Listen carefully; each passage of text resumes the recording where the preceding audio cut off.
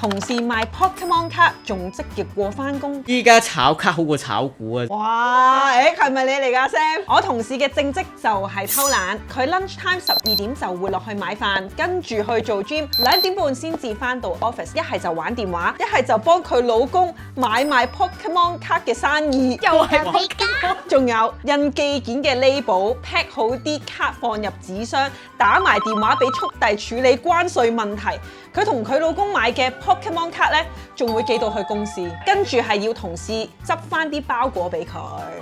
所以佢係知情。而佢之所以會咁得閒，係因為佢好識得將啲嘢推俾其他人。我哋嘅每份 project 咧都會安排一個人負責，逢親係佢負責嘅咧，佢都會將最輕鬆嘅部分分俾自己做。問起進度嘅時候，佢就笑笑口話要多啲時間，一係就求其交啲嘢出嚟，睇完要幫佢改過晒。佢真係識玩，鬥公司份糧，用公司資源去發展自己同老公嘅副業，每日 hea 下就過一日，然後就留低啲屎要我哋條 team 其他人幫佢執。如果比賽係你哋同事，你哋會點？反佢台啦真係。我唔信你會反佢台。 Pokemon 卡我會啊！問佢係咪真係好賺錢？用公司做私人嘢咧，總會有嘅。大家有陣時都會喺公司差啲，但係寄件去到公司仲要咁光明正大咧，我就覺得玩串咗個 party 咯。